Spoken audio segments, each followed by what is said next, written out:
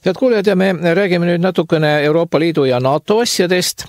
Põhjust selleks küll ja veel, eelmisel nädalal toimus Tallinnas juba 11. Balti Põhjamaade noortefoorum, mille korraldas Eesti NATO ühing. Tegemist on rahvusvahelise konverentsiga, mille eesmärk on tõsta siis noorte teadlikkust rahvusvahelise julgeolekupoliitika valdkonnas. Foorumi avas Euroopa Parlamendi saadik ja Eesti NATO ühingu nõukogu esimees erukindral Riho Terras. Esinete seas olid ka Rachel Richa Ameerika Ühendriikide Atlantic Council mõttekojast ja seoses siis uute liikmete vastuvõtmisega NATOsse ka Soome suursaadik Eestis Vesa Vasara. Noorte jaoks algas foorum 23. novembril Riigikogu külastuse ning osalejate tugevuste kaardistamisega. Enne konverentsi algust rääkis meie väliskorrespondent ja Karin Saksa kaitseattašee Harald Krempšeniga, kes resideerub Eestis alates selle aasta 1. septembrist ja tea küsis, mida tähendab noortefoorumi ühe paneeli sissejuhatav lause: see, mis toimub Arktikas, ei jää Arktikasse. Für so ein Land wie Estland mit so viel Wasser, was bedeutet jetzt das, was uns womöglich bevorsteht? Ja, wir müssen einfach wissen, dass über 70% der Handelsgüter weltweit über das Wasser transportiert werden. Das ist eine Chance für Estland, hier als möglicher Abholpunkt für Güter, die über den Schienenweg aus Asien kommen, die über den Landweg nach Asien kommen, ein Tor zu werden, die Verteilung Richtung Europa zu organisieren. Es ist aber natürlich auch aufgrund dieser hohen Abhängigkeit vom Wasser eine gewisse Vorsicht zu gewähren, damit man sich nicht alleine hierauf fokussiert, sondern die anderen Möglichkeiten auch offen hält. Zum Beispiel? Zum Beispiel die Kommunikation auf dem Landwege, die Informationen heute in der digitalisierten Zeit, den möglichen Zusammenschluss eigener Interessen auf dem Felde von Energieversorgung, auf dem Felde Kommunikation, auf dem Felde Austausch von Information. Und das zeigt sich natürlich dann auch mit einem umschlossenen Estland von Wasser oder aber auch mit den entsprechenden Anknüpfpunkten, wie wir sie ja schon in der letzten Zeit gesehen haben. Und wenn wir jetzt ganz konkret werden, jetzt wo Sie in Estland stationiert sind, welche Zusammenarbeit in unserer jetzigen Situation besteht zwischen Deutschland und Estland? Die Zusammenarbeit ist vielfältig. Wir sind zum einen hier auch mit deutschen Soldaten vertreten an verschiedenen Institutionen hier in Estland, zum Beispiel am Baltic Defense College, aber auch im Rahmen der NATO Force Integration Unit, aber auch am Center of Excellence Cyber. Dort haben wir überall in verschiedenen Funktionen deutsche Soldaten, die zusammen mit den estnischen Soldaten und internationalen Teilnehmern arbeiten, um unser Leben sicherer zu machen. Hierzu gehört aber auch das Abstellen unserer Luftwaffe in Emari im Rahmen des Air Policy Baltikum.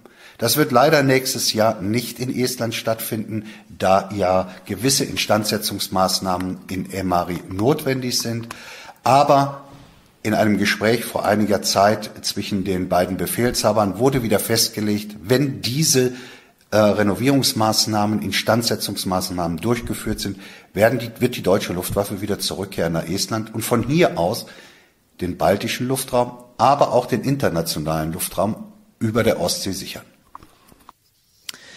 Härra Krempšeni vastusest selgub, et seoses kliimamuutustega saab Arktikast aina suurvõimude mänguväli. See, mis oli varem paksu jääkihi all, tuleb aina selgemalt välja ja hakkab mõjutama geopoliitilist olukorda. Nii reisi kui ka sõjalaevadel on parem juurdepääs maadele, kus siis oma mõjuvälja laiendama hakata. Konverentsi päeval andis Eesti NATO ühingu juhatuse esimees Krista Mulenok ülevaate, mis on eelmistel aastatel NATO suunal Eestis olulist toimunud. Tänane noortefoorum leiab aset juba 11. korda. Tal on olnud aga väga kirju ajalugu. Krista, kuidas see on olnud? Nimelt 11 aastat oli see Balti-Vene noortefoorum. See oli üks edukamaid projekte meil. NATO toetas, Friedi Eberti fond ja ka erinevad ministeeriumid siin Eestis.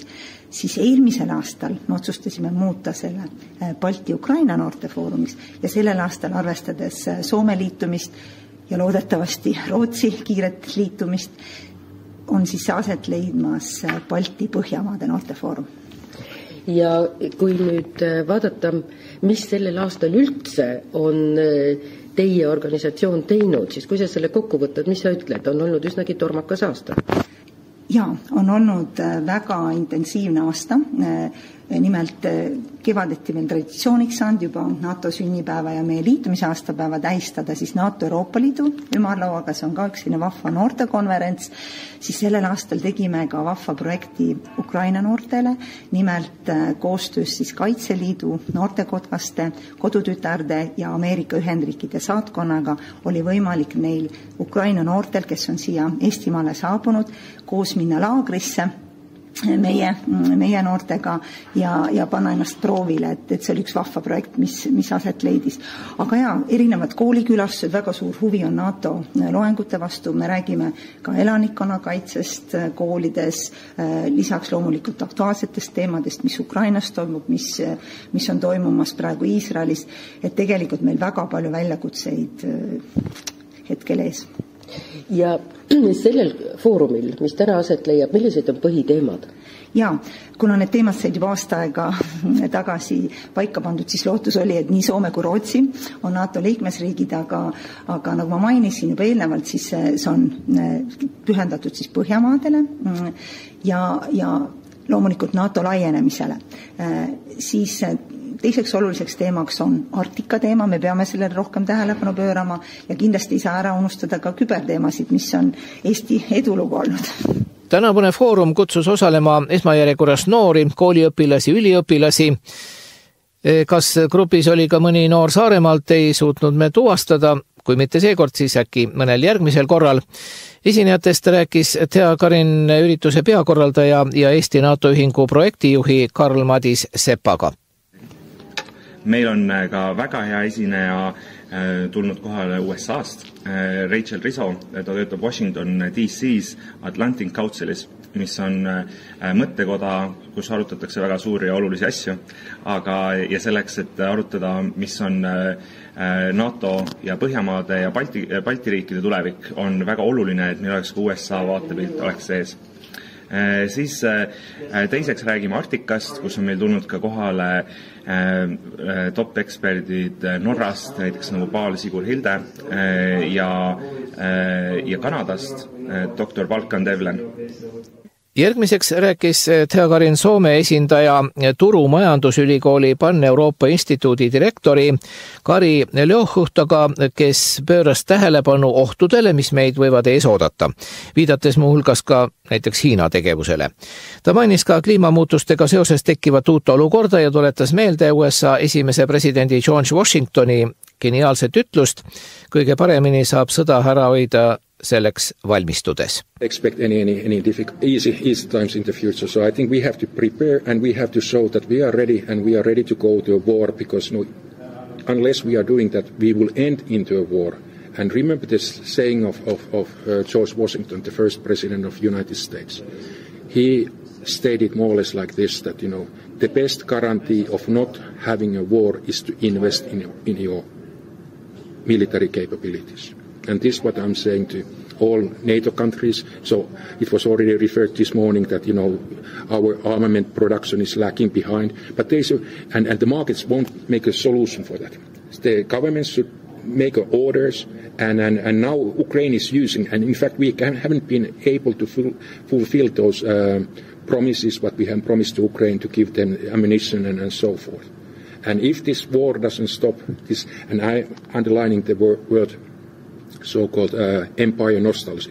And the words are coming from Yegor Gaidar in his 2006 book, Kibel Rassi, The Collapse of Empire. And he was warning about Russia itself and also the world about the empire nostalgia of Putin. And this is something, they haven't acknowledged the fact that Soviet Union is past. They want to be once again empire, but they don't have economic resources, and now we have to do it in Ukraine. We have to do everything, because if you think that this is expensive, put 10,000 boys and put a price for that. Foorum, nagu nimigi ütleb, oli suunatud noortele. Esimest korda osales sellel Timofei Markin, kes rääkis oma muljetest ja sellest, kui olulised on sellistel foorumitel tekivad kontaktid. Minu nimi on Timofei Markin. Ma olen TTRK gümnaasiumi õpilane. Ma olen siin, sest meie riigikaitseõpetaja Dmitri Drükov kutsus meid siin osaleda. Me mõtlesime, et see on üsna hea võimalus nagu tutvustada NATO tegevusega. Siin me just sellest, et see on nagu selline oluline teema, mis meid nagu meie praeguses olukorras huvitab ja nii et sa mõtled, et ka sinu kui noore inimese jaoks on see oluline ikkagi nagu ikka oluline, sest Eesti on minu nagu emamaa, isamaa. Kodumaa. Ja kodumaa. See koht, kus ma olen pärit ja kõik see on seotud Eestiga ja oleks nagu hästi, et mingi siia ei tulnud siia ja kõik võiks lahendada kuidagi ilma sõjata. Ja diplomaatiliselt. Ja ma tahaksin teada siis ka, kuidas sina tunned ennast, kui sa tead, et NATO on ka Eestis tegev. Millised on sinu tunded? Minu tunned NATO tegevuse Eestis. See on hästi, et meil on selline militaarne toetus, ega minu arvates see on nagu see on liiga nagu võib-olla avaliks, et kui me ei tegeleks sellisega asjadega, siis lihtsalt Venemaa ei tahtnud võib-olla Eestit kuidagi militaarselt ka vastata. Jah. Nii et kõik ei ole mitte ainult positiivne sinu silmis, mida NATO teeb? Suuremas osas NATO meile annab abi, aga võiks mõned asjad mida teha. Teha natukene pehmemalt ja natukene diplomaatilisemalt. Ja. Kas sina näed seda oma tulevikus, et peale seda esimest korda, kui sa siin oled nüüd olnud, et sa tahaksid tulevikus ka rohkem NATO teemadega tegeleda? Ikka võiks, sest see on üsna huvitav teema ja on äge sellistes kohas nagu tutvustada uute inimestega ja saada uuemad teadmised. Ja sa saad uusi kogemusi, vahetad teistega, siis siin on hästi palju noori. Kellega sa suhtlesid siis eile? Eile suhtlesin ühte tüdrukuga, kes õpib uues Pelguranna gümnaasiumis. Ja veel üks paar tüdruki Rootsist ja üks selline tark mees Kanadast. Väga tore ja see andis ka mõned uued mõtted ja ideed. Tore, suur aitäh! Ja, palun teile! Foorumile järgnesid töötoad, kus koguti noortelt sisendit dokumendi Ideas from Youth to NATO tarvis, mis edastatakse siis ühingu poolt NATO-le. Noortele tutvustati ka NATO loomekonkursi võitjat ja aktiivõppe materjali Natonia mängu.